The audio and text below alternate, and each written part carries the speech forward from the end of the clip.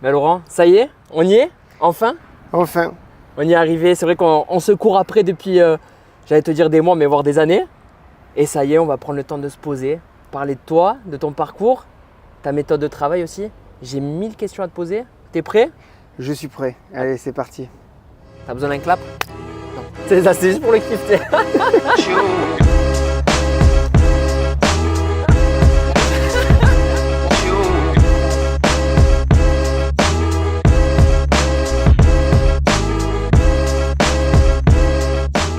Bon, il y a de quoi boire, on est dans un cadre merveilleux.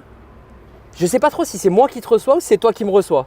C'est un peu des deux parce que c'est toi qui organise, mais au final c'est un lieu que je connais bien, cette belle péniche La Talente à Sartrouville. Donc en même temps je reçois et j'espère que tu apprécies le lieu. Et tu m'as vendu ça comme le plus beau lieu de Sartrouville. Je ne sais pas si c'est le plus beau, mais dans tous les cas c'est un des plus beaux, ça c'est certain. Laurent, au final, on va pas se mentir, on va pas mentir aux gens qui nous regardent, on se connaît bien, très bien, depuis 10 ans, 15 ans. À peu près, ouais, c'est ça. Tu as même été mon entraîneur de judo. Exactement. Un petit peu mon préparateur mental. Bon, ça va pas trop. J'ai pas été champion du monde. Ne commence pas parce que là, on va pas me croire crédible. T'inquiète, il y a assez d'exemples aussi de réussite et de mecs qui ont brillé au plus haut niveau. Champion olympique même. Moi, la première question que j'ai envie de te poser, parce que du coup, je te connais très bien, tu as eu 1000 vies en une. C'est vrai que j'ai un parcours plutôt éclectique en soi. Parce que j'ai été travailleur social dans les quartiers à Marseille, parce que bon, je suis marseillais d'origine. J'ai été ensuite organisateur d'événements, puis policier dans le 12e arrondissement de Paris. Donc je suis passé de la prévention à la répression d'une certaine manière. J'ai continué bien sûr en étant élu, puisque j'ai été élu dans la ville de Sartrouville, d'ailleurs la ville dans laquelle je t'accueille aujourd'hui. Et depuis 12 ans maintenant, je suis le cofondateur d'Ekevia, qui est un organisme de formation spécialisé en performance managériale et personnel, avec un ADN particulier, la préparation mentale. Et tout ça, tout ce parcours, tu l'as fait avec un autre fil rouge, le sport. Alors oui, le sport, et en même temps, le dénominateur commun de tout ce que je viens de te dire sur le parcours pro que j'ai, c'est l'humain. C'est toujours au service de l'humain, et c'est vrai que le côté sportif, bien évidemment, m'a construit, habité, à travers toutes les rencontres, les expériences vécues, les progrès également dans le cadre du sport de haut niveau, puisque j'ai été en parallèle de tout ceci, athlète de haut niveau en judo, avec quelques années passées à m'entraîner à l'INSEP et à me bagarrer pour progresser encore et encore. En France comme à l'international. Exact. Et tu as même continué après ta carrière chez les plus âgés, je ne vais pas te vexer, les vétérans, parce que je crois que tu as été même champion du monde vétéran. C'est ça, c'est exact. C'est vrai qu'après la place de vice-champion de France première division, bon, on avait envie de s'amuser encore un petit peu. J'ai eu l'opportunité de faire un beau voyage d'ailleurs, parce que pour les vétérans, on offre aussi des belles possibilités de voyage. Et donc, j'avais fait cette compétition qui était une belle expérience aussi. Et tu disais, toi, dans ton parcours, il y a eu des rencontres décisives. Je crois qu'il y en a une avec ton premier entraîneur de judo, parce que ça n'a pas été toujours facile pour toi. Tu disais que tu étais bloqué au niveau départemental, régional, parce que là, on rigole, on parle de ton parcours, oui. Mais il y a un moment où je pense que même les gens autour de toi ont dû penser, bon, faut qu'il arrête là, Laurent. Je crois que c'était exactement le discours que certains me tenaient. À vrai dire, jusqu'à l'âge de 23 ans, malgré une formation de qualité, j'avais un professeur de judo qui s'appelait Claude Beleg, super prof, qui sortait de beaux athlètes et qui m'a tout appris, je pense en vérité, qui a tout mis en moi, mais ça ne s'exprimait pas. Pour des raisons diverses, mais dans tous les cas, ça ne s'exprimait pas. Et c'est vrai qu'un jour, j'ai rencontré Marcel Perrin, un professeur de judo qui est professeur au JC Bandolé, à Bandol, sur la Côte d'Azur. Donc on peut se poser la question, parce que c'est vrai, Bandol c'est connu plus pour le vin et la plage, et au final je me retrouve dans un club de judo, sans exagérer, à 100 mètres de la mer. Et ce monsieur m'aborde d'une manière dont personne ne m'avait jamais abordé, avec des mots, une approche spécifique en termes d'écoute, de questionnement. Et très rapidement je me sens en confiance. Et donc je lui demande, mais comment ça se fait que quand je te parle, eh bien, je vois un peu la vie différemment, je me projetais différemment. Et il me dit, moi je suis fan de préparation mentale, je lis des livres, et donc j'applique les préceptes, et donc c'est pour ça que tu dois ressentir ça. J'ai dit d'accord. Et en fait, en l'espace de quelques mois, je bats des garçons bien meilleurs que moi, parce qu'à ce moment-là, je suis encore au niveau départemental. Je suis ceinture marron à 23 ans et niveau départemental. Et en l'espace de 1 an et demi, je deviens première division, donc je me qualifie pour les championnats de France première division, en pouvant rivaliser Je ne dirais pas avec les tout meilleurs encore, mais dans tous les cas, j'avais un niveau que j'arrivais à exprimer, des ressources que j'arrivais à exprimer. Et donc ce monsieur a été déterminant parce qu'il a été un révélateur. Et donc je le remercie à tout jamais. Et d'ailleurs, c'est devenu un ami depuis et on ne s'est jamais lâché, quoi. Pour que les gens qui nous regardent et qui ne sont pas du monde du judo se rendent compte, ceinture marron, d'habitude, un bon judoka qui fait de la compétition et qui va performer derrière, à 16 ans, c'est plié, maximum. Il est ceinture noire. Et puis voilà, donc c'est pour montrer un petit peu qu'il y avait du chemin à parcourir, que tu en étais loin, voire très loin, et que grâce à cette rencontre, il y a eu un petit déclic. Est-ce que toi, aujourd'hui, ton but, c'est d'être, pour les gens que tu accompagnes, c'est d'être cette fameuse rencontre, la personne qui va te donner le petit déclic pour peut-être changer ta vie, mais au moins comprendre des choses sur toi-même et atteindre tes objectifs. C'est ça ton moteur ? Je pense que c'est ça. Je pense que tu as visé juste en parlant de ça. Juste, je tiens à revenir sur un élément, c'est-à-dire que moi je pense qu'il n'y a pas forcément d'âge, la maturité ou la compréhension du monde qui nous entoure. Et le sport, c'est vrai que le système sportif fait qu'on détecte les gens très jeunes pour les mettre dans un cadre bien précis, une filière pour les faire progresser. Mais c'est vrai que des parcours dans tous les sports, on voit au football, dans beaucoup de sports, on voit des gens qui ont eu des parcours atypiques et qui ont réussi quand même à s'exprimer au plus haut niveau. Donc c'est vrai que cette idée, je ne dirais pas reçue, hein, mais bon, il y a la filière et sinon si on est hors cadre, normalement on doit arrêter. Et ce qui était vrai, parce qu'à l'époque on me disait mais qu'est-ce que tu vas faire à Paris ? Pourquoi tu continues en fait ? Va faire un métier, va faire autre chose. Donc j'ai bien fait de ne pas les écouter, mais parce que dans mon histoire personnelle c'était quelque chose d'important. Mais c'est vrai que c'est un réflexe sociétal, mais dans les faits, jusqu'à tant qu'on a des ressources cardiovasculaires, musculaires, physiques notamment, on peut s'engager dans un projet de haut niveau. Et pour répondre à la question que tu me poses, est-ce que je veux être cette personne ? D'une certaine manière, oui, parce que le modèle de performance que je propose a un but, c'est révéler la personne, comme l'a fait Marcel Perrin avec moi. Et c'est un peu ma philosophie, c'est-à-dire que ma philosophie à la base, elle s'inspire de la fameuse citation de Benjamin Disraeli qui est « Le plus grand bien que vous pouvez faire à l'autre n'est pas de lui partager votre richesse, mais bien de lui révéler la sienne ». Et ça, cette phrase, elle a toujours animé mon engagement professionnel, mon contact avec autrui dans le cadre professionnel. Et du coup, on a parlé beaucoup de sport, mais qui sont tes clients ? Je pense que tu ne vas pas aimer le mot client, mais en tout cas, qui sont les personnes que tu accompagnes, à qui tu permets de se révéler ? Alors, tu peux le dire, client, hein, ils payent. Hein, donc c'est des clients, mais c'est des clients spéciaux. Quand je dis spéciaux, c'est que, notamment, alors c'est très important la manière dont tu poses la question, parce que c'est vrai que quand on accompagne quelqu'un, le projet de la personne, il faut être habité par le projet de l'autre. Bon, pas trop de pathos, pas trop d'émotion non plus dans l'histoire, mais quand même, c'est important de comprendre, de croire. Déontologiquement, quand on est préparateur mental, honnêtement, c'est une évidence, il vaut mieux croire au projet de l'autre, hein, parce que sinon, c'est compliqué de l'accompagner. C'est pourquoi, dans le cadre du modèle de performance que j'utilise, je fais toujours en sorte de développer chez l'autre une motivation rationnelle. On a le droit de rêver, mais rationnelle, c'est-à-dire qu'on fait toujours le point sur les ressources pour voir si véritablement on a les moyens là à l'instant T pour se projeter dans l'objectif de la personne. C'est par exemple si là je te dis Laurent, j'ai envie de réenfiler le kimono et d'être champion du monde. On va rationaliser un peu, tu me dis pourquoi pas, quelles sont tes ressources, où tu en es, j'ai 33 ans, peut-être on va viser peut-être juste de revenir en première division, un truc comme ça. C'est exactement ça, c'est-à-dire qu'il y a beaucoup de personnes qui vont arriver avec un objectif très clair dans leur tête, enfin plus ou moins clair, dans tous les cas. Des fois trop élevé ou trop bas. Exactement. Et donc l'idée, et c'est pour ça que je peux te présenter d'ailleurs le modèle de performance maintenant pour que tu comprennes bien dans quoi ça s'inscrit, il y a toujours une personne qui vient avec un objectif. Je l'accueille, mon but c'est de lui faire exprimer son objectif. Une fois qu'elle l'a exprimé, moi déontologiquement, j'accueille ce que la personne dit. Je ne suis pas là pour la juger ni quoi que ce soit. Toutefois, la deuxième étape du modèle de performance que je mets en avant, c'est le fait de connaître et mieux se connaître. Connaître quoi ? L'environnement de l'objectif, l'objectif en lui-même, et également se connaître soi-même. En gros, c'est un arrêt au stand de connaissance de soi. Et donc ça permet de vérifier quelles sont tes qualités, tes défauts, le niveau d'estime de soi que tu as, ta manière de fonctionner émotionnellement, tes valeurs, tes croyances d'ailleurs limitantes et positives. Et une fois qu'on a fait le point, on va pouvoir réaffiner éventuellement l'objectif. Ça se trouve, pas de problème, on continue. si ça se trouve, effectivement, en fonction des qualités qui sont mises en avant et qu'on met en lien avec l'objectif, peut-être que l'objectif, ce n'est pas pour dans 1 an, mais dans 3 ans. Ou peut-être que en fait, les ressources sont bien présentes, et peut-être si on avait visé 5 ans, on peut se dire, mais non, en fait, dans 1 an, c'est jouable. Donc ça, c'est le début du modèle de performance, de cette préparation mentale, de cet accompagnement que je fais avec les personnes. Ces 2 premières étapes sont structurantes. En gros, tu permets aux sportifs, aux dirigeants d'entreprise, aux managers d'écrire sa propre notice d'utilisation, c'est ça?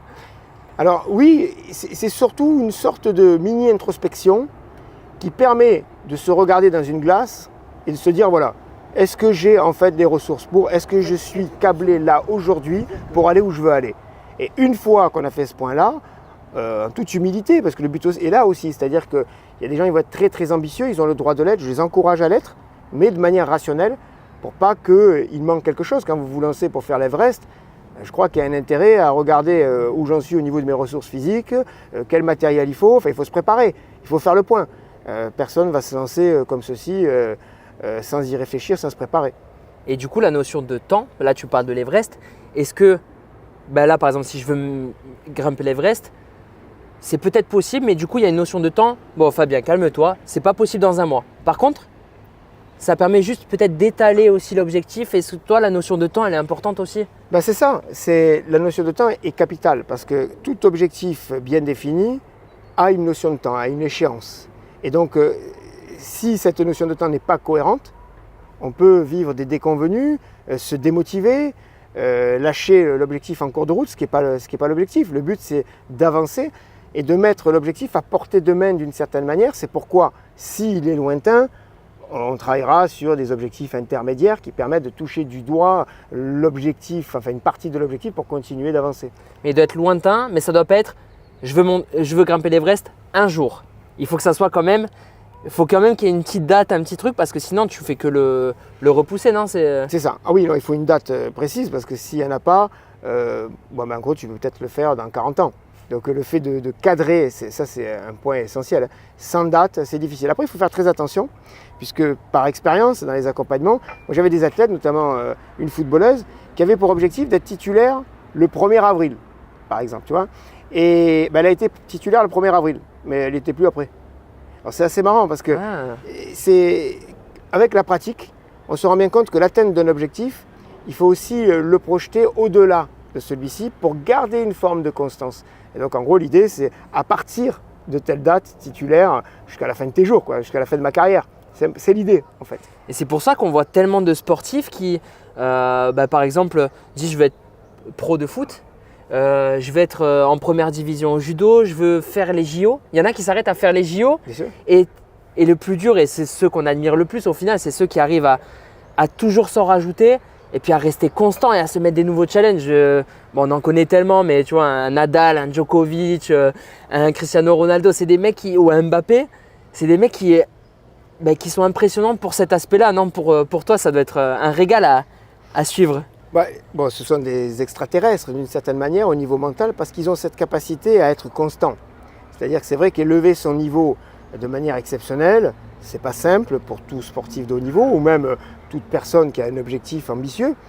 Toutefois, c'est vrai que ces personnes-là ont une capacité à reproduire des routines de performance de très très haut niveau et le dépassement de soi est devenu finalement une constante, un quotidien. Et donc, ils ont des standards très élevés, une ambition envers eux-mêmes, pas que par le résultat, mais par rapport à leur personne, une exigence, c'est le mot que je cherchais, une réelle exigence constante qu'ils arrivent à produire quelque chose d'extraordinaire. Et au-delà du talent, on se rend compte qu'il y a le talent, certes, mais il y a aussi une abnégation, une rage, une envie. Et c'est là qu'on enchaînerait même avec le modèle de performance que je propose. C'est-à-dire que, je disais tout à l'heure, l'objectif, il faut que ça soit clair, il faut que la cible soit claire, qu'on se connaisse bien. Bon, après, il faut bien évidemment construire le plan d'action, ça c'est la 3e étape du modèle. Et après, la 4e étape, c'est donner du sens. Et ces personnes-là, elles sont là pour certainement, pour certaines, il suffit de regarder un petit peu les interviews, c'est marquer l'histoire.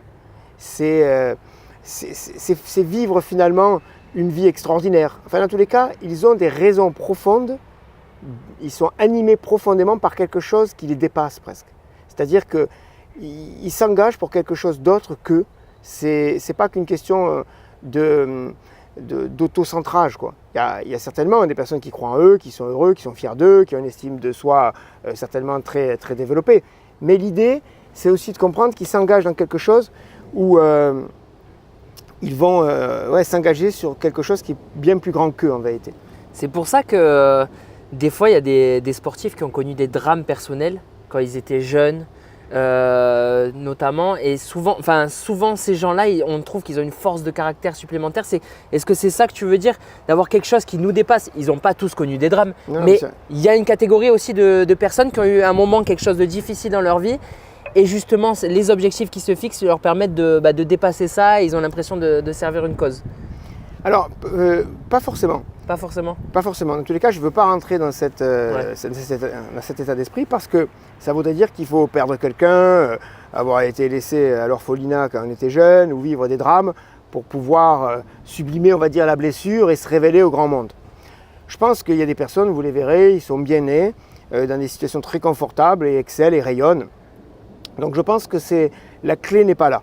Et d'ailleurs, c'est pour ça que le modèle de performance que je développe s'applique autant pour une personne qui a été en grave difficulté dans son parcours qu'une personne qui a une vie plutôt linéaire, on va dire, sans heurts particuliers et qui a de l'ambition. Et donc on peut l'accompagner également au même titre. Donc non, je ne rentrerai pas là-dedans. Je veux revenir sur cette quatrième étape qui est le fait de donner du sens. Donner du sens, c'est quoi?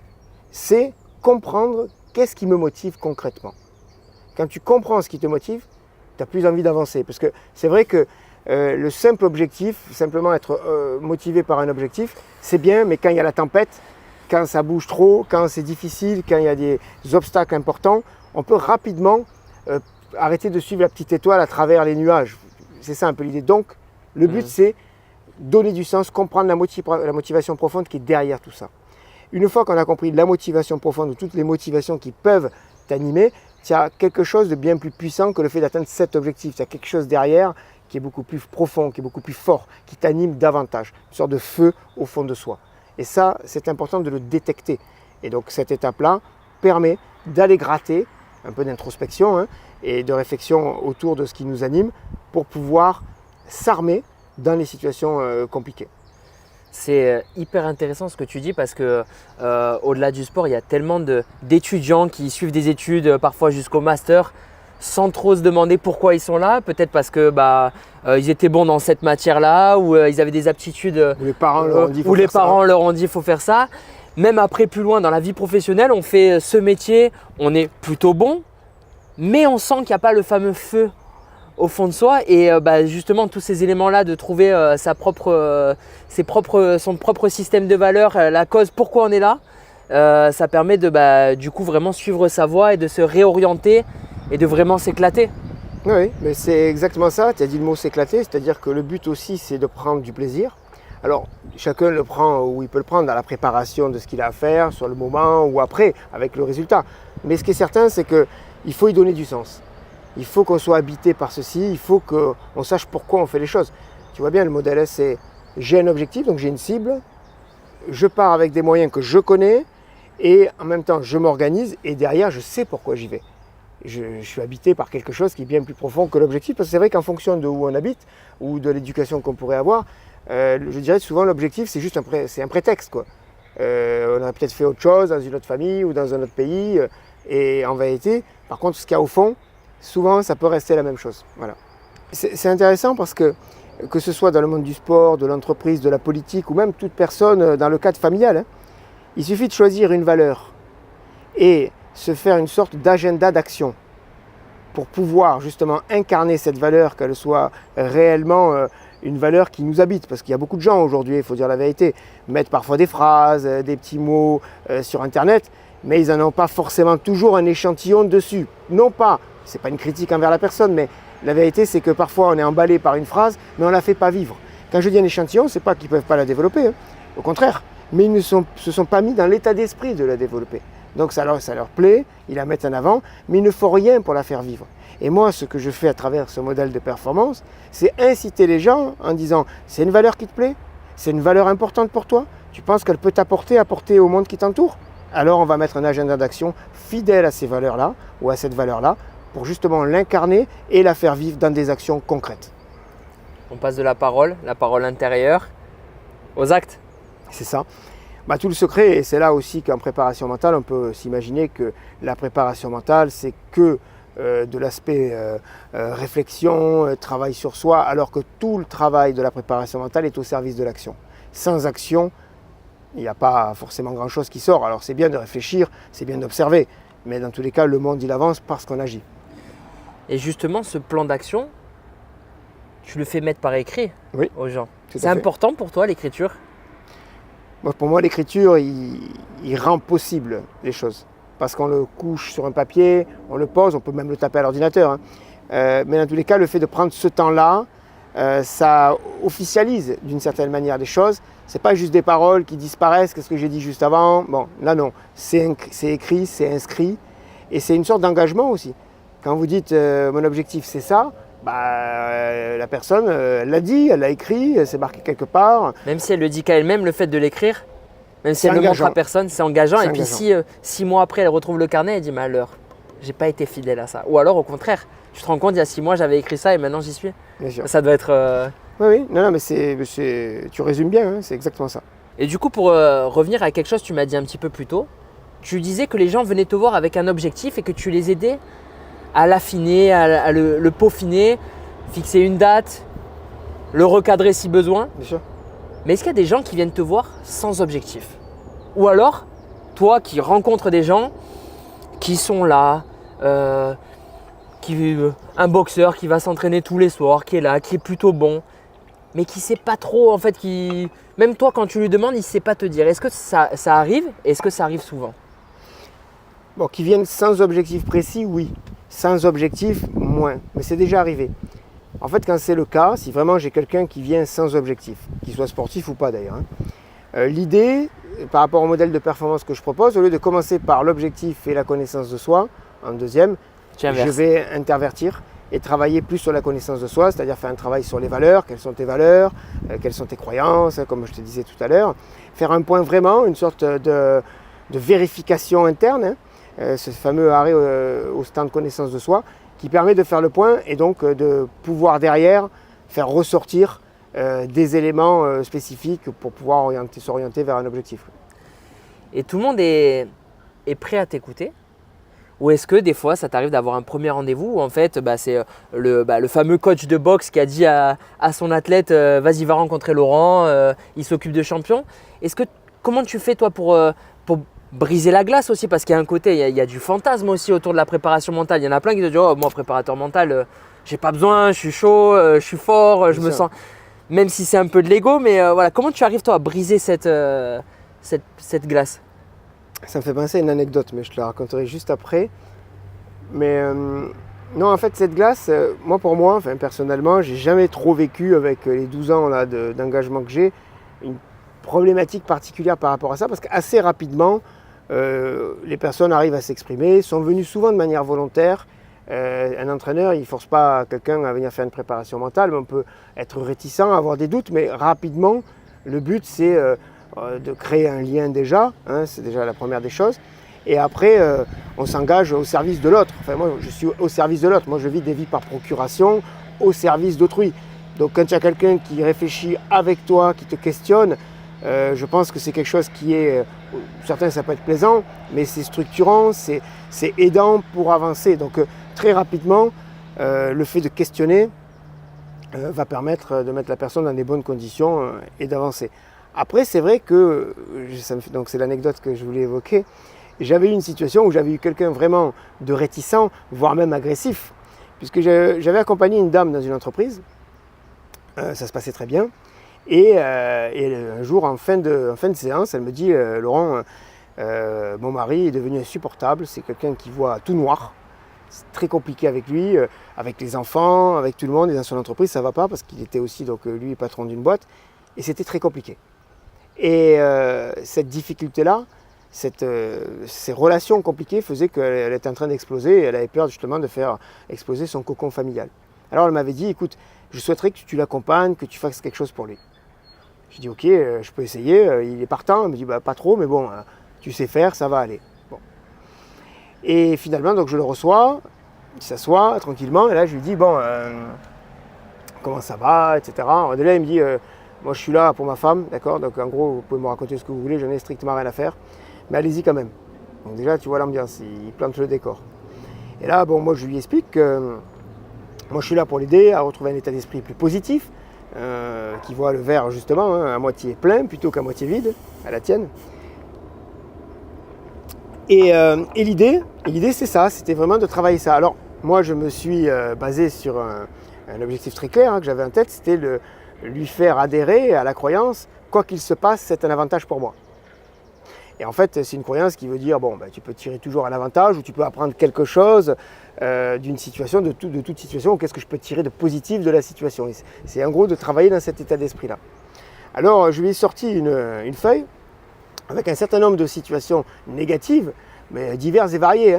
J'ai perdu mes clés, je suis en retard à tel endroit, je suis en panne sur l'autoroute, bon. Et il devait transformer toutes ces situations en positif. En positif. Exactement. Et au début, il m'a demandé si je plaisantais, si je t'ai payé pour ça. J'ai dit oui, tout à fait. Et je vous invite à jouer le jeu, à remplir. Donc il me regarde comme ça, et finalement il remplit un petit peu. Bon, c'était assez difficile au début, mais bon, il y arrive quand même, on discute. Il n'en fait pas alors autant que ce que j'aurais souhaité, mais il en fait une bonne quinzaine. Il me dit c'est bon, ça vous suffit là? Moi j'ai ok, bon. Et il vient 2 fois, 3 fois. Ah, il est revenu. Toujours, de toute façon, il était obligé. Sa femme ne rigolait pas. Je pense qu'à la maison, il avait dû avoir un sacré coup de pression. Et au final, il revient. Je ne dis pas que c'était fluide, c'était assez compliqué, mais globalement, il faisait l'exercice. Et pendant quelques mois, du coup, je n'avais pas à le recevoir à chaque fois pour ça. On avait un peu discuté. J'avais bien fait en sorte qu'il comprenne bien cette fameuse croyance, quoi qu'il se passe, c'est un avantage pour moi. Et il a reçu des feuilles à remplir. Alors, je n'avais pas 10 000 non plus situations, donc souvent, c'était les mêmes. Mais ce qui était rigolo, c'est qu'à la fin, je recevais en retour de mail les feuilles remplies par plusieurs écritures. Ça veut dire que c'était toute la famille qui s'y était mis derrière. Je pense qu'il y avait les enfants, wow. Tout le monde s'y mettait. Et ce monsieur-là, eh bien, il a, d'après sa femme d'ailleurs, parce qu'après je n'ai pas retravaillé avec lui, même si je l'ai croisé 1 ou 2 fois, voit les choses beaucoup plus positivement, a un état d'esprit beaucoup plus ouvert, beaucoup plus optimiste quand il aborde la vie, quand il aborde sa famille, sa femme et tous les gens qui l'entourent. Et ça, c'est un bon exemple. Je parlais de 1000 actes de vertu créent la vertu, mais c'est exactement ça. C'est-à-dire que pour réussir quelque chose, c'est très simple pour moi. Il y a une équation basique, c'est la motivation, la répétition, l'environnement. Il faut avoir envie, il faut effectivement un environnement qui permet de faire, là c'était le cas, et derrière, la répétition. Sans répétition, c'est compliqué. Et moi j'ai toujours cette image-là, on a l'habitude de fonctionner d'une manière où on va passer du point A au point B. À force de passer par là dans le cerveau, du coup il y a un sillon qui se creuse. L'idée c'est de passer du point A au point C. Comme ce n'est pas naturel, comme ce n'est pas simple à faire, qu'il faut faire un effort, eh bien on va le répéter. Dans le judo on appelle ça les uchikomi, quand on répète les techniques, mais dans tous les sports, dans tout le monde même professionnel, vous répétez une technique, automatiquement ça va finir par être automatique. Et il faut bien la répéter. Exactement. Parce que tu peux faire 1000 uchikomi pour les judokas qui vont nous regarder. Tu peux en faire 1000 un peu comme ça. Si tu ne le fais pas comme si tu allais faire tomber le... Ça ne sert à rien. Exactement. Non, mais là, tu as tout à fait raison. Et il vaut mieux peut-être en faire 100 bien que 1000 pas bien aussi. Donc, Sinon, ça déforme. Ouais. Bien sûr, tu peux te déformer. Bon, là, dans tous les cas, dans ce cas-là, quoi qu'il se passe, c'est un avantage pour moi. C'était positif par rapport à l'objectif. Donc, c'était très sain. On ne pouvait pas se tromper. Et donc, à force de répéter du point A au point C, du point A au point C, il a creusé un nouveau sillon. Et au final, il passe maintenant du point A au point C au lieu de passer du point A au point B. Il y a beaucoup de gens qui vont avoir des réflexes de voir les choses, de voir le négatif, de voir le mauvais côté des choses, etc. Mais en fait, je pense que c'est normal parce que biologiquement en soi, on est fait aussi pour survivre. C'est-à-dire que on a des instincts de survie, heureusement, qui nous permettent de voir qu'il y a quelque chose qui ne va pas tout de suite, pour pouvoir se protéger notamment. Donc, on a, je pense, un précablage très clairement qui est fait pour détecter les éléments négatifs qui nous entourent, les éléments dangereux. Alors, on n'a pas des gens qui veulent nous attaquer toutes les 2 minutes. Aujourd'hui, on n'est plus à l'époque où le tigre à dents de sabre peut te sauter à la gorge. Ouais, mais on a toujours notre corps, il est capable de générer du stress comme s'il y avait le tigre. Et c'est pour ça que des fois, on est dépassé aussi par ces émotions. Ça, c'est tout à fait vrai. Mais ce que je veux dire par là, c'est que les instincts de survie qu'on a jouent quand même un rôle. Et c'est vrai qu'on est attentif et les éléments négatifs, on est capable de les capter pour se protéger, pour continuer d'avancer sereinement. Maintenant, on a un cerveau quand même qui est extrêmement bien fait, qui a fait le monde qui nous entoure. Hein. Donc ça veut dire qu'on a une capacité de prendre le contrôle aussi et de décider si on a envie d'être plus positif ou pas. Et quand ça devient nuisible pour soi-même ou pour son entourage, mais je pense qu'il y a quelque chose à faire, c'est ce qu'a fait ce monsieur. Donc là, c'est une histoire de vie personnelle, même de vie de couple. Bien sûr. Et est-ce qu'au final, quand toi, tu coaches, tu accompagnes quelqu'un, tu l'accompagnes pas juste pour atteindre son objectif sportif, mais à se forger ses propres valeurs qui vont lui servir dans tous les panels de sa vie. Parce qu'au final, c'est comme si tu avais un puzzle et il y a une pièce qui est super mais l'autre qui part en vrille. Toi, cette notion de puzzle, c'est quelque chose qui est hyper importante pour toi? Oui, complètement, parce que en fait, le modèle de performance, c'est 7 étapes. Donc dans tous les cas, il faut qu'au niveau de ces 7 étapes, la personne soit alignée. Ça, c'est certain. Après, je reviens juste sur un élément par rapport à ce que tu dis, sur les valeurs. On n'a pas les mêmes valeurs forcément dans le cadre familial ou dans le cadre sportif ou dans le cadre professionnel. Ou avec ses amis. Ou avec ses amis, exactement. On va avoir peut-être des valeurs qui vont revenir dans chaque famille, mais elles ne seront pas forcément hiérarchisées de la même façon et il y aura des valeurs différentes. Donc ça, c'est très important déjà de les connaître. J'ai une anecdote personnelle par rapport à ça. À l'époque, je ne dirai pas de nom parce qu'il se reconnaîtra trop facilement, ou les autres le reconnaîtront, mais j'ai l'occasion un jour de combattre contre un athlète alors que j'avais arrêté ma carrière de judoka, et un judoka extrêmement fort, qui était le champion en titre. Et il a été perturbé, je dirais, par mon comportement dans le cadre du combat, par exemple. C'est-à-dire qu'il a mal pris le fait que parce qu'on était amis, en dehors du tapis, sur le tapis, je ne pouvais pas me permettre d'avoir une agressivité, bien sûr dans les règles qui sont proposées. Oui, les règles avec quelques petits… Non. Alors, le judo, on peut se frotter un peu, on peut s'attraper. Oui, mais… mais ça fait partie, oui, des codes en tout cas. Bien sûr. Non, mais dans tous les cas, très honnêtement, je me souviens très bien de ce moment-là. Non, dans les règles, c'est-à-dire que l'agressivité, parfois, il peut y avoir un choc qui se produit, c'est ce qui s'était produit. Mais ce que tu peux avoir au foot aussi, par exemple, ça fait partie du jeu aussi, le défenseur qui va un peu t'accrocher, alors que souvent les mecs à la fin du match, tu les vois, ils sont potes, mais tu dis mais comment ils ont pu disputer un match comme ça avec le petit tampon au moment où… C'est exactement ça. Bon, là, ce qui s'est passé en l'occurrence, c'est que cette personne-là que j'appréciais, mais que j'apprécie toujours en vérité, au fond de moi, il n'y a pas de sujet, mais ce que je veux dire, c'est qu'il a mal vécu le fait que je lui rentre dedans de cette manière-là. Et donc, du coup, lui s'est offusqué pendant le combat, déjà pour commencer. C'est-à-dire que lui, on voyait très bien que moi, si je prends l'exemple, moi, j'étais plutôt en mode réussite, à tout prix. L'amitié, c'était relayé bien loin dans le cadre… exactement. Et lui, je pense qu'il ne savait pas quelles étaient peut-être également ses valeurs, mais encore moins…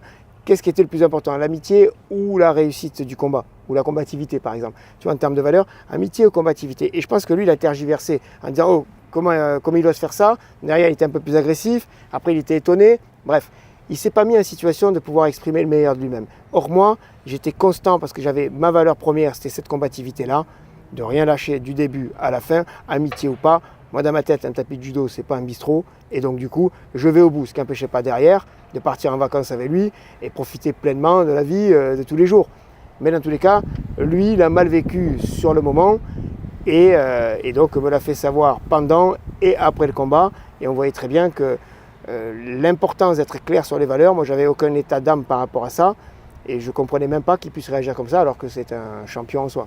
Et c'est vrai que c'est dur ça dans le sport, parce que, et spécialement dans le sport individuel, tu vois par exemple au tennis, les mecs ils se suivent depuis des années, ils se voient dans les quatre coins du monde, ils vivent au final des émotions fortes ensemble, et tu vois que certains, ils peuvent très bien s'entendre, mais il y en a un qui rentre un petit peu plus dans la tête de l'autre, ou l'autre qui a du mal à faire sa petite échelle de valeur, est-ce qu'on est plus potes, est-ce que…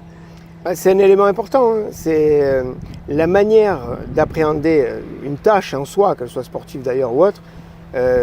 Si vous êtes au clair avec vos valeurs, vous prenez des décisions plus rapides. Vous assumez davantage ce que vous faites. En fait, quand c'est comme ça, tu es aligné avec toi-même, quoi.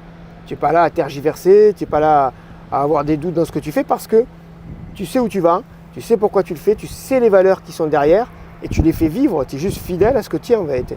Et du coup, moi, il y a une question qui me vient, c'est que une fois qu'on a fixé ses objectifs, on a un plan en tête, mais il y a toujours des éléments qui viennent le perturber. Là, tu parlais de cette histoire, du coup, dans ta compétition, tu tombes face à un ami ou en tout cas quelqu'un avec qui tu n'aimes pas combattre ou que tu n'as pas forcément envie d'affronter.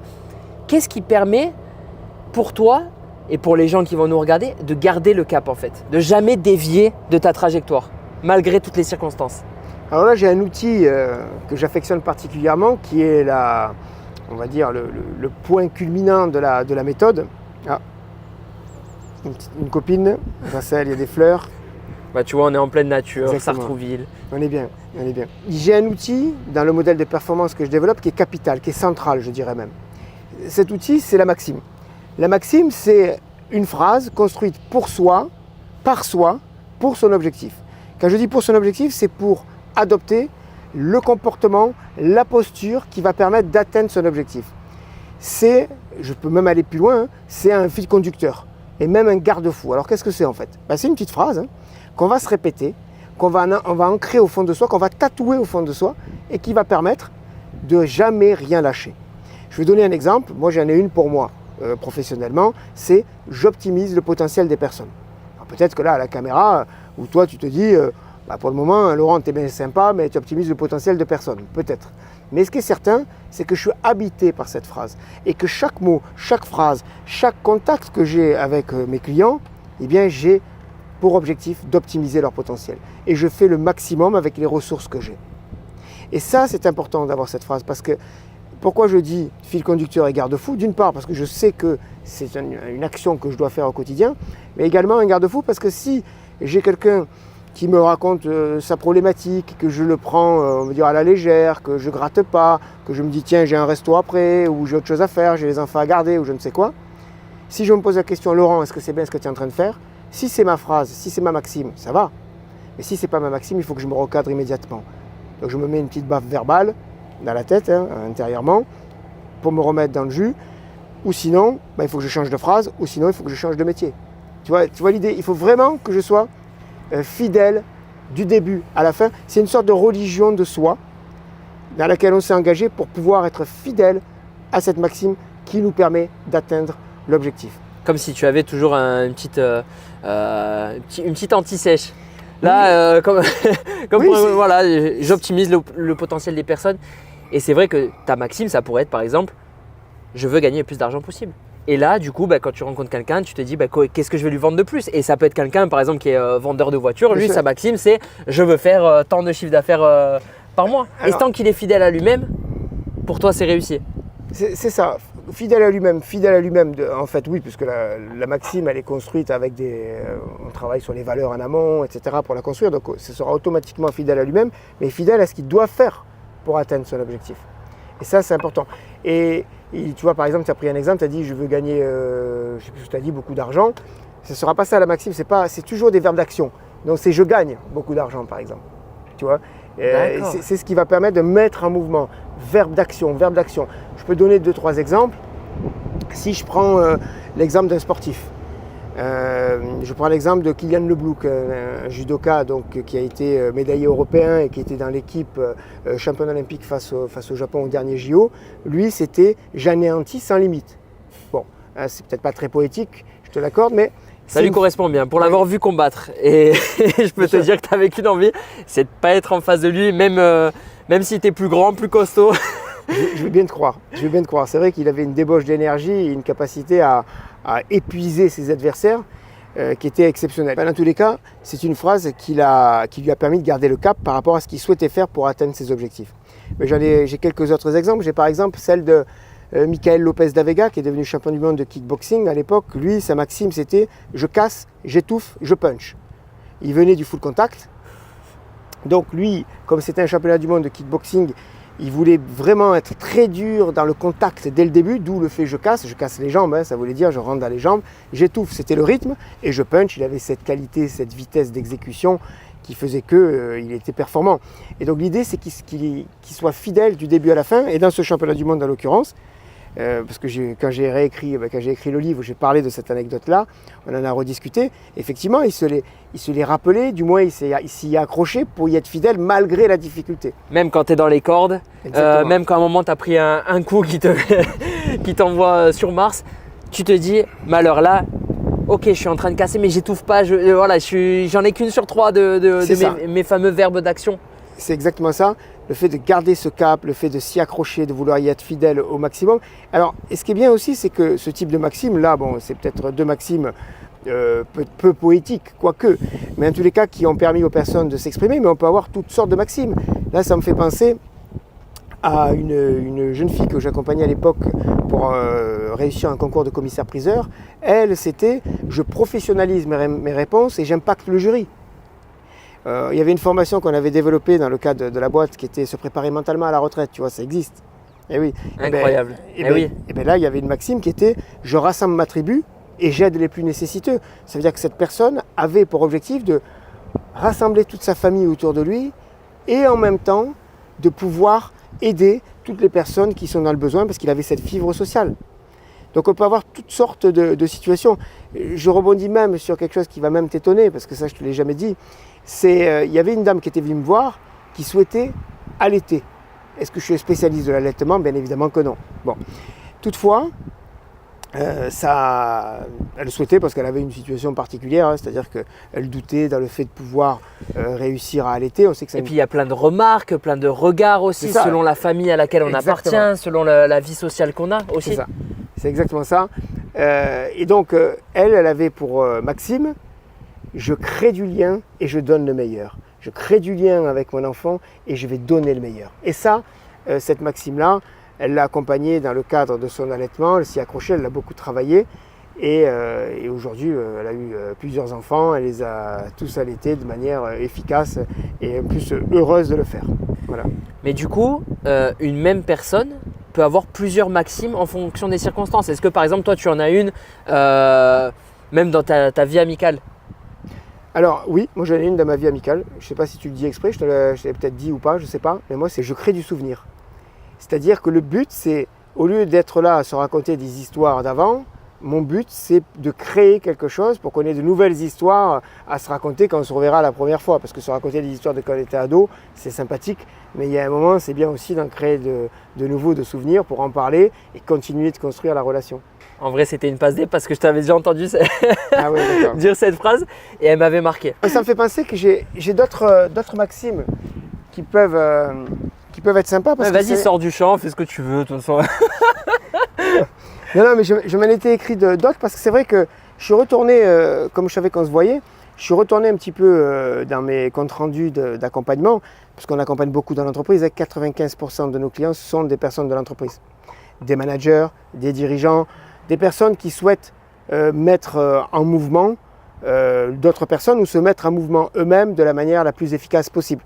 Et donc là, si je te lis par exemple, je fédère et je me surpasse avec empathie et respect. Ça, c'était un manager qui souhaitait justement créer une dynamique collective et vraiment faire tirer le meilleur des personnes. Je lis par exemple, j'écoute, je rassure et j'accompagne. Ou j'accompagne avec énergie pour créer de la synergie. Bon là, c'est un peu poétique, mais pour la personne, ça a du sens. D'ailleurs, ce qui est intéressant, c'est qu'une maxime, ça a souvent pas de sens pour l'extérieur. On se dit, mais pourquoi il dit ça? Qu'est-ce que ça veut dire? Mais en vérité, l'idée n'est pas là, c'est pas de faire plaisir à autrui. C'est d'avoir une phrase qui te parle, qui te porte. Et ça change tout. D'ailleurs, tu allais dire quelque chose, vas-y. Non, parce que là, tu parles de personnes physiques, mais au final, les personnes morales, elles passent leur temps à faire ça, à avoir des devises. Une marque, une entreprise, un club de sport, ils passent son temps à avoir, tu vois, je te prends le Barça au foot, Mesken Club.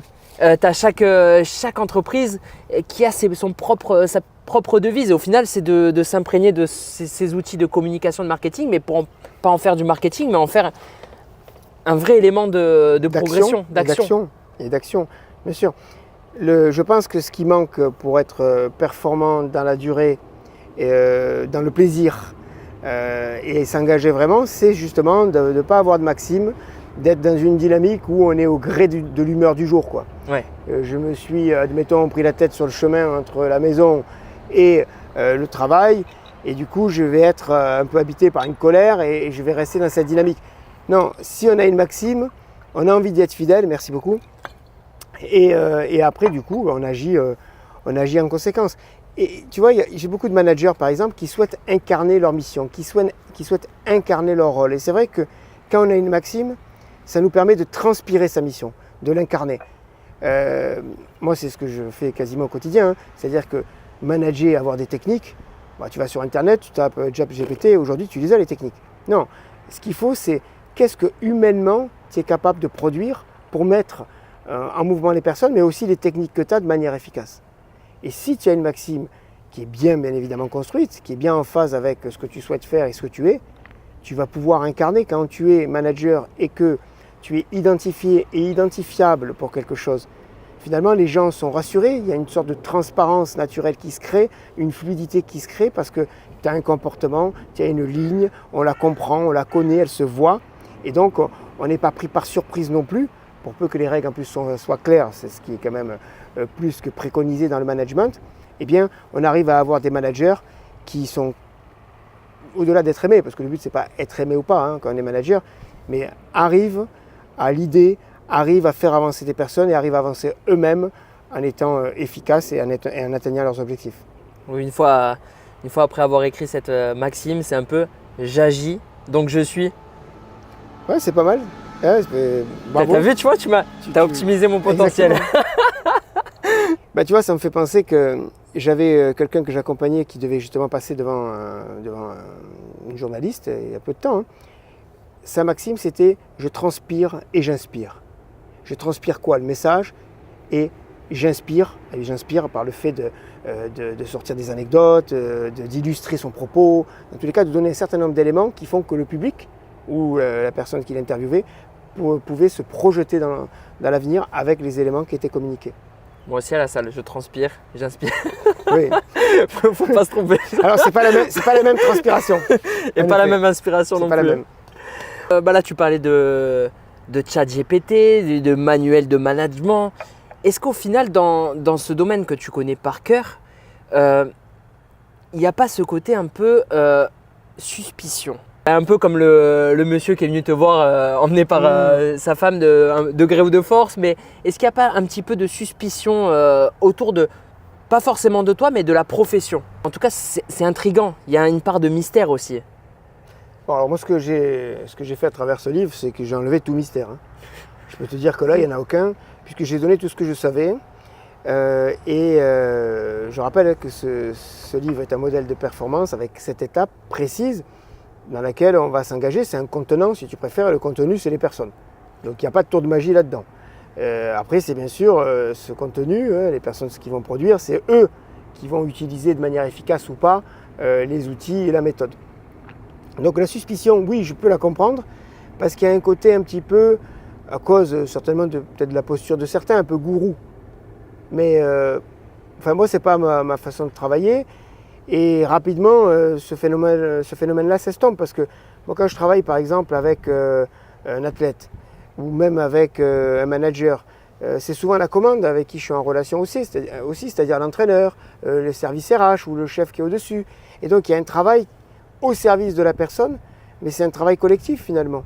Donc je ne suis pas seul en train de donner des préceptes. D'ailleurs, je le répète encore une fois, c'est la personne qui amène sa richesse et à force d'en discuter, elle va pouvoir se la révéler à elle-même et après appuyer sur certains boutons pour la travailler et pour l'exprimer au grand jour. C'est le but. Donc suspicion, il y en a. Moi, je ne la subis pas parce que rapidement, de toute façon, la méthode que je propose montre que c'est tout le contraire.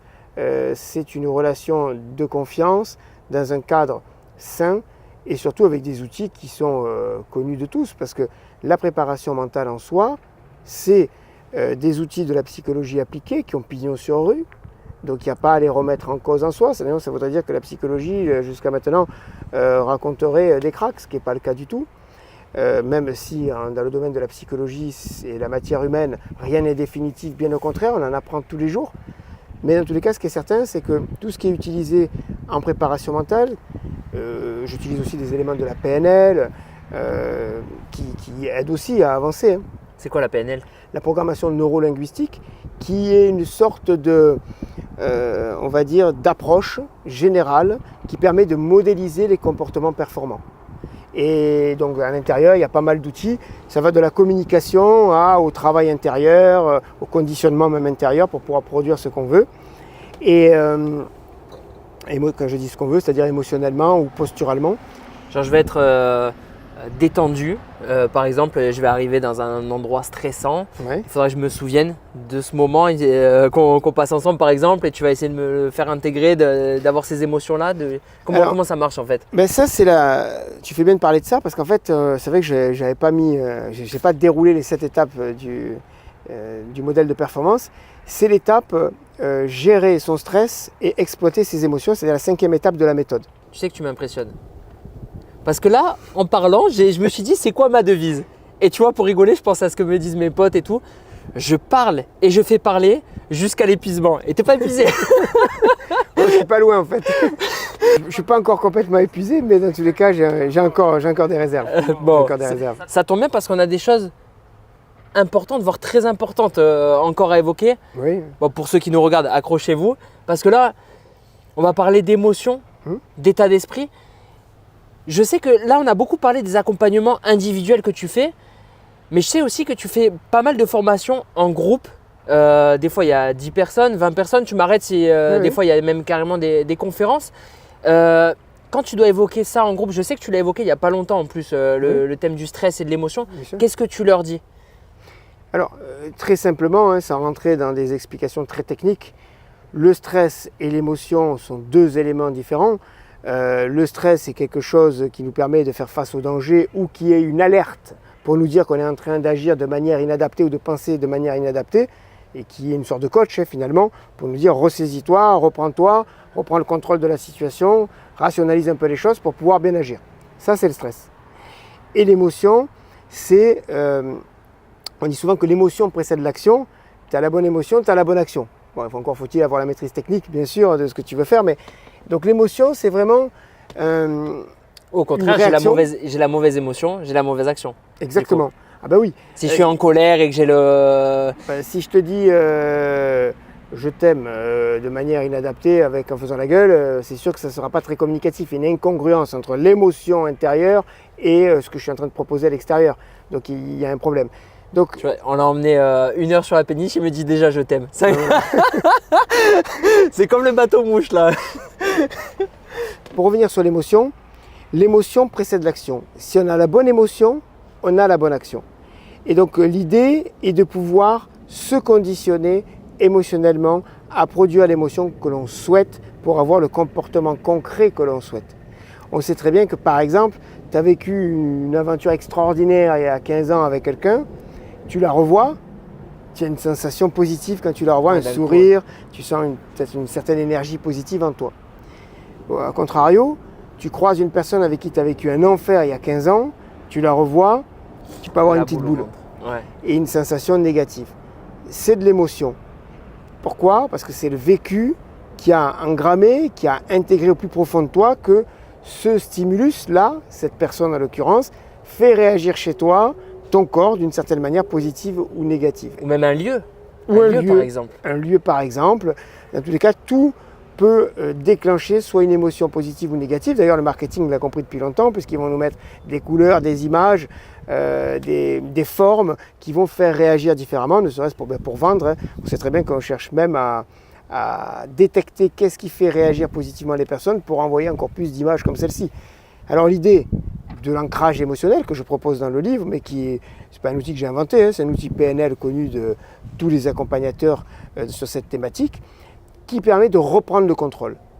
L'idée, c'est si on reprenait le contrôle, c'est-à-dire et si on décidait de produire l'émotion que l'on souhaite au moment où l'on souhaite. Et donc c'est pourquoi, que ce soit dans les sports ou dans la vie de tous les jours ou dans le monde professionnel, on peut décider de déclencher une émotion qui va me permettre d'agir efficacement. Est-ce qu'au final, c'est pas ce que tous les sportifs ou les personnes qui vont passer ou qui vont être sur un spectacle, sur la scène par exemple, sur du théâtre, essayent de faire avec leurs petites superstitions? Par exemple, je mets toujours les mêmes chaussettes, le même caleçon, le même bracelet pour retrouver ces petites émotions qui vont faire que du coup tu te sens plus à l'aise. Est-ce que c'est ça un petit peu? Mais là je te le dis de manière très spontanée. Est-ce que c'est un petit peu ce mécanisme que les gens essayent de se faire naturellement sans trop le réfléchir? Est-ce que ça y ressemble? J'avais jamais pensé à ça, mais effectivement ça peut jouer sur cet aspect positif, parce que c'est sûr qu'on a cet ancrage, cette routine on va dire, qui va permettre de générer un état d'esprit ou une émotion positive et qui nous met dans les bonnes conditions. Tout à fait. Maintenant, je vais donner un exemple très simple. Je vais prendre le mien. À l'époque, j'ai repris le judo à 36 ans, j'avais arrêté à peu près à 30 ans. Et j'avais décidé de reprendre parce qu'il y avait eu une situation particulière, il y avait un trou dans mon équipe que j'entraînais à l'époque. Et du coup, il fallait s'y mettre, il fallait s'y coller. Et donc, j'ai décidé de combattre. En fait, ce qui s'est passé, c'est que je me suis posé une question très simple. J'étais déjà préparateur mental. Je ne voulais pas non plus montrer que je pouvais être en situation trop complexe et pas être capable de répondre présent. Alors, qu'est-ce que j'ai fait? J'ai décidé de me préparer mentalement comme je préparais les personnes. Et ça marche mieux avec soi ou pas? Ça marche très bien avec soi. Ou c'est plus dur avec... Non, aujourd'hui, je pense que quand on connaît bien, qu'on comprend bien tous les outils, on arrive à se les appliquer très sereinement. Après, ça prend du temps aussi, mais comme quand on est accompagné. Mais si on est motivé, on peut vraiment travailler sur soi-même en toute autonomie. Et donc, pour revenir à l'objectif d'ancrer une émotion adaptée, je me suis posé une question simple. Je me suis dit, qu'est-ce qui fait que tu peux être efficace pour tes futurs combats? Je me suis dit très simplement, il faut que je sois agressif. Et donc, j'ai ancré l'agressivité. Alors que tu es quelqu'un d'adorable en plus. Tu vois, on te voit avec, bien sûr, avec tes enfants, avec les gens. Mais c'est vrai, et d'arriver à... C'était important d'arriver, je ne suis pas un papa de 3 petites filles qui va recombattre et qui est là en dilettante. Non, j'ai besoin de m'ancrer cette émotion d'agressivité pour… Alors bien sûr, spécifiquement utilisable pour les combats de judo, je le précise quand même. Mais pour qu'on comprenne bien le mécanisme, ce que j'avais fait à l'époque, je me suis posé la question, est-ce que Laurent, tu as déjà été agressif dans ton parcours, dans une situation? J'ai retrouvé un souvenir dans lequel j'étais particulièrement agressif, mais une bonne agressivité, une agressivité qui allait être utile pour mes combats de judo. Je suis allé revivre ces souvenirs de manière associée, comme on dit, et dissociée, c'est-à-dire je les vois de l'extérieur et ensuite je m'y vois en tant qu'acteur pour bien vivre tout ça et faire ressortir la sensation que j'avais à ce moment-là. Comment se caractériser concrètement l'agressivité dans ce souvenir? Dans quel but? Eh bien, pouvoir la faire ressortir dans le présent, la ramener dans le présent, comme si j'étais allé trouver dans le passé une sorte de boule d'énergie que je ramenais dans le présent. Tu retires un tiroir que tu avais activé un jour, hop, je repioche dedans. Exactement. Au lieu de repiocher dans le mauvais, justement. Repenser, par exemple, à un jour où tu avais été trop mou, trop relâché. Voilà, c'est ça. Ouais. Oui, alors là, de toute façon, j'avais choisi un moment particulier où j'étais particulièrement agressif, donc je ne pouvais pas me tromper. Bon. Et j'ai ramené donc cette énergie d'agressivité spécifique dans le présent. Et pourquoi dans le présent? Pour pouvoir la répéter, la déclencher volontairement, cette sensation. C'est-à-dire que moi, je ressentais une émotion particulière au niveau du ventre et une sorte de sensation, non pas de crispation, mais de tension au niveau des bras et des mâchoires. Et donc, je me suis amusé à la redéclencher dans le présent, dans le présent, dans le présent. Alors, qu'est-ce que j'ai fait pour pouvoir l'adapter au judo? C'est que j'avais pour déclencheur le mot hajime. Hajime, en judo, comme tu sais, toi, bon, parfaitement, mais peut-être ceux qui nous écoutent ne savent pas, ça veut dire démarrer le combat. Mater, ça veut dire arrêtez-le. Et comme il y a plusieurs séquences de combat, à chaque hajime, j'étais censé déclencher cette sensation. Et donc, qu'est-ce que j'ai fait? J'ai enregistré dans mon baladeur hajime. Baladeur, le mot il a été aboli en 2004. Hein. Oui, excuse-moi. J'ai enregistré, merci beaucoup pour ce petit tac en règle. Bon, mais je ne l'ai fait pas mes 25 ans pourtant. Bon, et donc qu'est-ce que j'ai fait? J'ai enregistré des séquences, hajime, je laissais un certain temps, mater, répéter plusieurs fois. Donc je me le mettais dans les oreilles et j'entendais hajime, je déclenchais l'agressivité. C'est vrai qu'on peut se laisser aller au gré de l'émotion du moment, on peut être parasité par des images, des pensées. Et il y en a des qui vont déclencher une émotion, qui vont déclencher quelque chose qui va faire qu'on ne va plus être celui qu'on a envie d'être. Et on va perdre de contrôle d'une certaine manière. Et donc c'est vrai que l'ancrage émotionnel permet de produire l'émotion que l'on souhaite. Et si on se conditionne avec un déclencheur, automatiquement, dans le cas du hajime, si on parle du judo, si à chaque fois tu déclenches l'émotion intérieure et donc du coup l'attitude qui va bien, bah, tu ne peux produire que le meilleur de ce que tu peux faire. Et c'est ce qui fait la différence entre les hommes d'un soir sur un match de foot, sur un match de tennis par exemple, et puis les fameux champions ou en tout cas ceux qui tirent le meilleur d'eux-mêmes régulièrement. Il y en a qui ont pas par exemple gagné des grands chelems, mais j'imagine par exemple un Gilles Simon au tennis, tu vois, des mecs ultra réguliers au haut niveau. Est-ce que c'est vraiment parce qu'eux ils avaient réussi à ancrer au plus profond d'eux-mêmes des émotions? Alors, moi, je n'ai pas la réponse pour tout le monde, mais il y a une chose qui est certaine, c'est que si on veut répéter la performance, il est essentiel de pouvoir avoir la bonne émotion systématiquement pour pouvoir produire le meilleur jeu au tennis, par exemple, ou dans tous les cas, si c'est un combat, si c'est un match de foot, produire les meilleures actions possibles.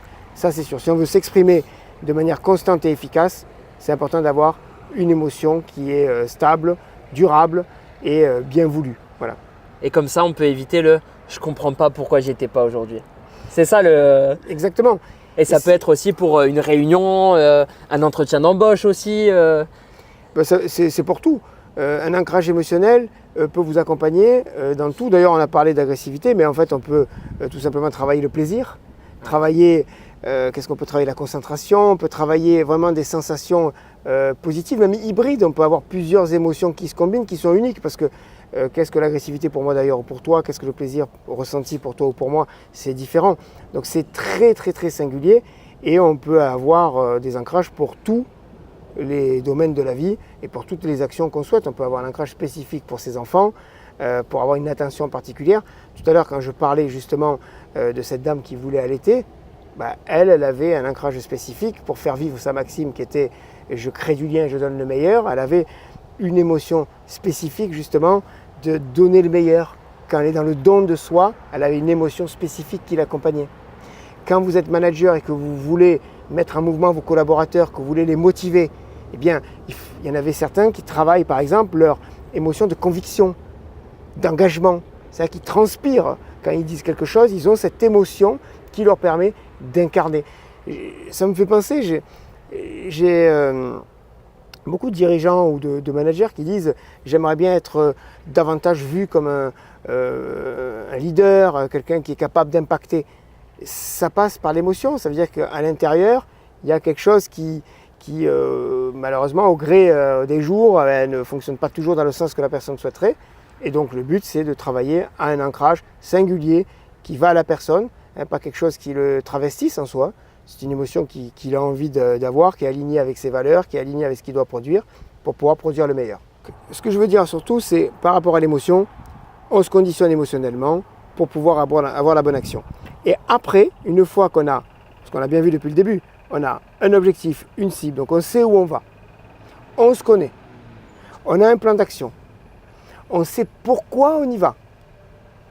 On sait aussi, grâce à la maxime notamment, dans quel état d'esprit je dois y aller, et en même temps, le corps est porté par une émotion. Donc la tête, grâce à la maxime, le corps, grâce à l'ancrage émotionnel, vont en direction d'une cible, c'est-à-dire de l'objectif, et je sais pourquoi j'y vais. Maintenant, la 6e étape du modèle de performance que je propose va donner une approche pour pouvoir forger son état d'esprit, pour pouvoir travailler son mental. Ça veut dire quoi l'état d'esprit pour toi? L'état d'esprit, c'est l'ambiance, on va dire, intérieure dans laquelle tu es quand tu es en train d'agir. Et donc, quand on parle d'état d'esprit, moi je parle surtout, alors oui, des valeurs, on en a déjà discuté, quelles sont les valeurs qui t'habitent, que tu défends à travers ce que tu fais, même inconsciemment, hein, parce qu'on sait très bien que les valeurs orientent l'action, bien sûr, les croyances orientent l'action aussi, mais pas que. Il y a aussi la manière dont on appréhende une tâche. Par exemple, je vais aborder un combat, je vais aborder un collaborateur, je vais aborder un membre de ma famille, je vais aborder un conflit. Ça change tout. Quel est l'état d'esprit qu'il faut avoir pour pouvoir aborder efficacement une situation? Moi, j'en propose une. En fait, je pars du principe qu'il y a 4 manières d'aborder une tâche. Il y a l'état d'esprit perdant-perdant. En gros, c'est l'état d'esprit, je me sens pas à la hauteur, la tâche ne m'intéresse pas, ça ne me plaît pas, enfin, tu vois un peu la situation. Est-ce que c'est une tâche, est-ce que c'est une posture mentale adaptée? Honnêtement, je n'inciterai personne à produire un tel état d'esprit. Bien sûr que non. Si l'objectif n'est pas exigeant, on peut quand même réussir des choses avec un état d'esprit comme cela. Si l'objectif c'est d'aller remplir la bouteille d'eau, là, tu peux le faire, même si tu as un état d'esprit comme celui-ci. Mais si tu as des éléments, enfin une tâche exigeante, c'est difficile. Le deuxième état d'esprit qui existe, qu'il faut éviter aussi, c'est le fameux perdant-gagnant. C'est-à-dire en gros, je ne suis pas à la hauteur, je ne suis pas aussi fort, mais je vais tout faire quand même pour gagner. Alors celui-ci, la plupart des personnes vont dire, c'est un bon état d'esprit parce que d'une part, il va permettre de se lâcher, il va permettre de donner beaucoup, mais dans les faits, souvent ce qui se passe quand on y va avec cet état d'esprit, c'est qu'on passe pas loin. C'est-à-dire qu'on y est, mais on n'y est pas en fait à la fin, on n'y arrive pas. Et pourtant, on a tutoyé la réussite, la victoire, l'atteinte de l'objectif, mais on n'y est pas parce qu'en fait, on s'est plus agité que mis en mouvement. On est plus en sur-régime qu'agir comme on sait le faire. Et donc, cette surexcitation, d'une certaine manière, déjà prouve qu'on ne se sent pas légitime par rapport à la tâche qu'on doit atteindre, l'objectif qu'on doit atteindre, et en même temps nous met dans une débauche d'énergie ou émotionnelle inadaptée. Et le problème qu'il y a, c'est que comme parfois on va se mentir, on va croire que c'est très exigeant. C'est un exploit à réaliser. Voilà, exactement. Et donc on va adopter cette posture mentale et ça va marcher. Alors là, on va se dire, ben non, mais ça marche. Ouais. Donc ceux qui écoutent là, par exemple, pourraient se dire, ben non, parce que moi j'ai souvent réussi comme ça. Et ils ont raison. Mais ce n'est pas la posture mentale qui permet vraiment d'atteindre le paroxysme de ce qu'on peut faire. C'est une posture mentale intermédiaire qui permet d'agir, mais qui ne permet pas d'agir aussi efficacement qu'on le pourrait. Donc c'est plus une agitation, plus une surexcitation que en fait une approche légitime d'agir en direction de son objectif. La troisième posture mentale qui existe, c'est le gagnant-perdant. Ça, c'est le fameux réflexe quand parfois les équipes de première division, on le voit bien en football, quand elles rencontrent une équipe de CFA ou de national, en gros, si on ne fait pas les idiots aujourd'hui, ça devrait le faire, ça devrait passer. Bon. Et donc du coup, ils vont jouer, certes, mais dans leur tête, c'est presque gagné d'avance. Le lièvre et la tortue. Exactement. Donc on va jouer, alors ils le savent, parce que toutes les années, on voit bien les surprises qu'il y a, mais il y a inconsciemment, ils sont attaqués mentalement par ce côté, mais normalement ça devrait le faire, ça va passer, c'est pas possible, on fait ce qu'il faut, ça passe. Et pourquoi ? Parce qu'en fait, ils prennent la personne, enfin, en gros, ils se surestiment d'une certaine manière. C'est-à-dire que le gagnant-perdant, c'est je me surestime par rapport à quelque chose qui, bon, même si je suis pro dans ma tête, je ne vais pas forcément prendre aussi au sérieux que j'aurais dû prendre la tâche ou l'objectif ou les personnes que j'ai en face. Mais ce qu'il faut se dire, c'est que qu'est-ce qui se passe quand on est en gagnant-perdant ? Vu qu'on pense que ça devrait le faire, que ça va passer, qu'en fait, en gros, c'est normal, quoi.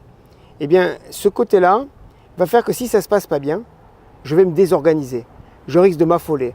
Ça risque de créer une situation que je ne m'étais pas préparé à régler. Et donc, du coup, parfois, on n'a plus le temps de revenir. Ou parfois, l'autre va prendre une posture, justement, en plus, tellement déroutante par rapport à ce que j'avais prévu, que ma capacité d'adaptation, à cause de cette posture mentale, je l'ai un peu éteinte d'une certaine manière. Alors, parfois, on arrive à récupérer le coup, et parfois on n'y arrive pas. Et c'est ce qui se passe souvent quand on voit une équipe de première division rencontrer une équipe de CFA et qui passe à côté, et c'est trop tard, malgré le fait qu'après ils ont remis la machine en route, les autres, c'est pas des fantômes en face, ils sont pas là pour prendre des photos, donc automatiquement ça peut devenir plus compliqué. Il y a les exemples sont multiples en sport, oui. Et là que tu dis en plus, ça peut être quelque chose de collectif. Il y a tellement d'histoires de matchs allés que tu gagnes avec tellement d'avance et au final au retour tu dis ça va être tranquille. Tu vois, cette saison on a vu par exemple Marseille qui s'est présenté à Villarreal, ils avaient gagné 4-0 match aller. Ils ont failli se faire rattraper bien pareil sûr. Parce que… Bien sûr. Et c'est… Je rebondis, quand tu vas en réunion, tu es manager, tu vas en réunion, ça fait 4 réunions que tu fais, tu gères parfaitement, tout va bien, tout s'est vraiment bien passé. Et tu te rends compte que tu y vas justement en gagnant-perdant alors qu'il y a un challenge dans cette réunion. Et d'un coup, tu as 2 personnes qui ne réagissent pas comme tu l'avais prévu, qui vont émettre des critiques, qui vont te mettre dans une situation où vont t'interpeller, même, une situation qui peut être déstabilisante. Et comme tu n'y es pas préparé, eh bien du coup, ça peut être beaucoup plus difficile de cadrer cette réunion, d'avoir la bonne réponse. Et du coup, ça peut être justement un cercle vicieux qui nous met dans une situation de ne plus bien gérer cette réunion jusqu'au bout. Donc l'idée est plutôt, et c'est là qu'on en arrive à la bonne posture mentale, au gagnant-gagnant. Le gagnant-gagnant, c'est quoi ? C'est je suis confiant, déterminé, à 100% dans le présent, et 100% de ma qualité dans l'action, tout en prenant la tâche, la personne, à son plus haut niveau d'exigence. Alors quand je dis je suis confiant, moi dans la définition de la confiance, c'est j'ai rationnellement la conviction que j'ai les ressources, les qualités, les compétences pour pouvoir atteindre l'objectif. Et je suis déterminé, c'est que je suis prêt à tout, dans les cadres des règles bien sûr, pour réussir mon objectif. Et après, 100% dans le présent, c'est quoi? C'est je ne pense pas au passé, je ne pense pas au futur, je suis avec la personne. Là, je suis avec toi, je ne suis pas en train de penser à ce qu'on va manger après ou de ce qu'on a fait hier. Je commence à y penser quand même. Bon, peut-être, mais je suis à 100% avec toi aussi. Je ne suis pas certain du coup. Non, mais l'idée, ce que je veux dire, c'est que voilà, là, moi, je suis vraiment dans le présent, 100% dans le présent. Et le fait d'être à 100% dans le présent te permet tout simplement d'être concentré, de pouvoir réagir, agir de manière la plus efficace possible. Si quand tu es en train de combattre, par exemple, tu te dis, là, c'est bon, c'est clair, c'est bon, je vais gagner, le tour d'après, je vais avoir un tel, bah, c'est le moment, là, tu es passé dans une sorte d'intériorité, puisque tu es à l'intérieur de toi, et tu n'es plus dans l'action, tu n'es plus dans le présent. Et c'est là que ça peut être dangereux. Donc il faut être toujours 100% dans le présent. Et 100% de tes qualités dans l'action, ça veut dire que bah, tu agis pleinement.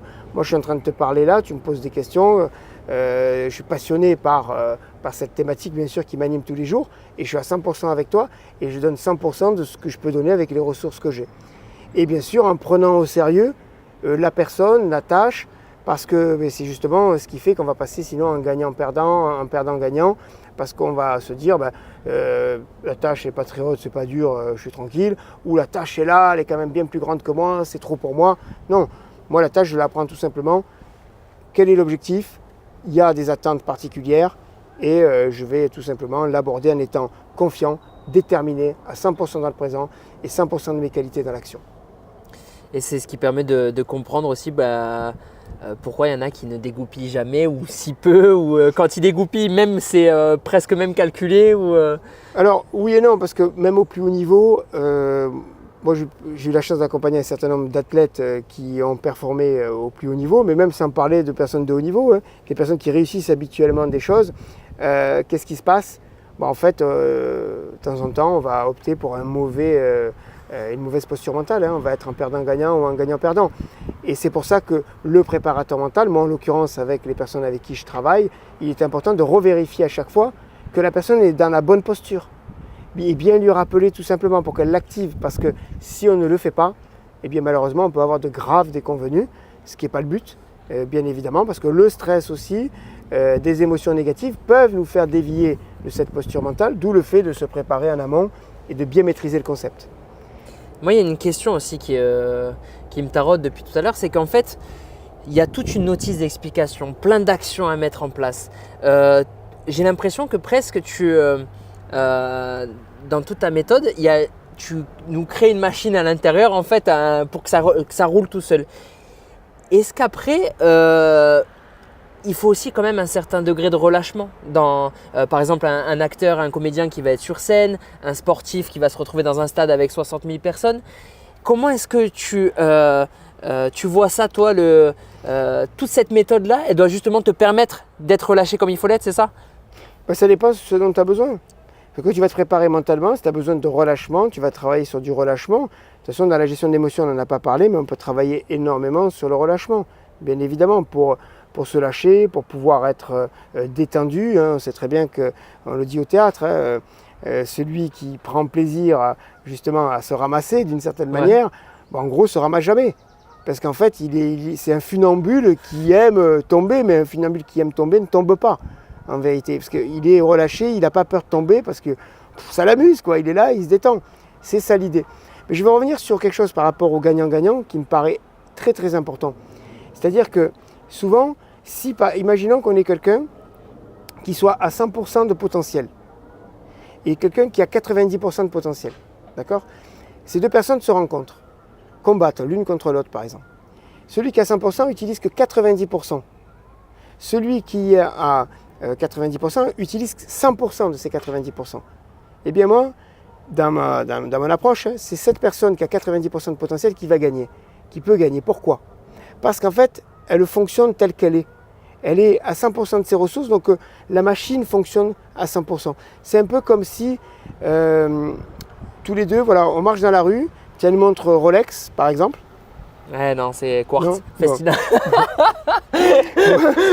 Peut-être un jour, hein, moi, j'en ai apparemment, pas, il faut avoir une Rolex à 50 ans. Non, non, mais dans tous les cas, tu as une montre qui est extrêmement performante, très chère, un fin mécanisme. Et moi, j'ai une montre du marché à 5 € avec une pile toute neuve qu'on vient de mettre.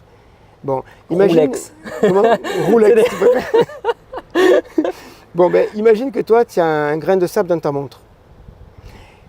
Dans un fin mécanisme comme ceci, qu'est-ce que ça fait? Ça produit en fait que ça bloque le mécanisme.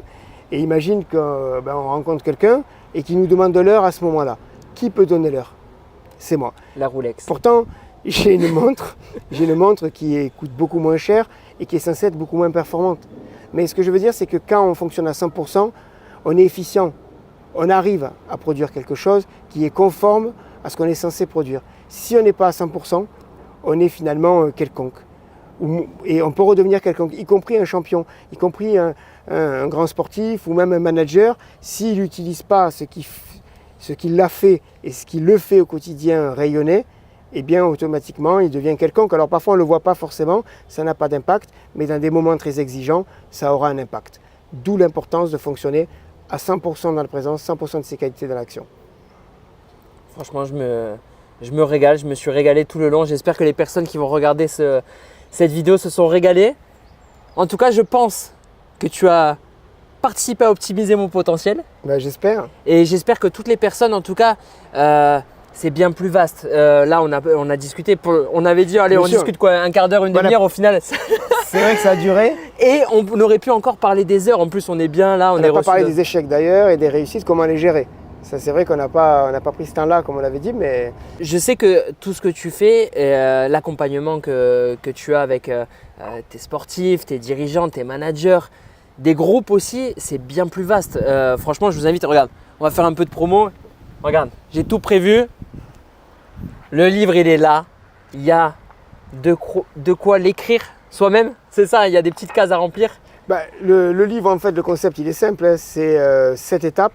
7 étapes pour pouvoir atteindre son objectif. Et à l'intérieur, il y a de l'explication théorique, des exercices illustrés, des exercices vierges pour que la personne puisse le faire et des anecdotes très concrètes, puisque c'est un livre qui se veut au plus près du réel, qui se veut concret, réaliste et qui est au service de toute personne qui souhaite atteindre son objectif, qu'il soit sportif ou pas. On dirait que tu as fait ça toute ta vie, tu vois, de la promo de bouquins alors que c'est ton premier, gagne. Laurent, merci. Franchement, merci pour ton accueil parce qu'on est chez toi à Sartrouville. Franchement, c'était hyper intéressant. J'ai envie qu'on prolonge la discussion. On aurait pu parler encore des heures. Bien sûr. Moi, qu'est-ce qu'on fait? On se donne un rendez-vous prochainement. Regarde, on a parlé depuis tout à l'heure, se fixer des objectifs. Est-ce qu'on peut se fixer ça comme objectif? On se retrouve autour d'un verre d'eau, d'un café. Et on aura encore plein de choses à se dire. T'es d'accord? Avec plaisir. Par contre, si on veut que ce soit un vrai objectif, il faut fixer une date et qu'il soit précis, je tiens à le rappeler. Tu l'as jamais, tu vois, tu gardes toujours le cap. Bon, écoute, on va fixer ça ensemble. Merci beaucoup pour ton accueil. Toutes celles et ceux qui veulent en savoir plus sur Laurent, le livre Gagne, où est-ce qu'on peut le trouver ce livre? Alors, on peut le trouver sur mon site commercial, laurentmezeguet.fr. On peut le trouver aussi sur les grandes plateformes. Et donc, c'est avec plaisir, bien sûr, que je partage le travail que j'ai pu faire sur la thématique de la préparation mentale. Laurent, merci beaucoup. C'était super. C'était top. Merci à toi. Et à bientôt. Salut. Genre, j'ai pas révisé le contrôle. Non, c'est que j'aime trop mon livre en fait.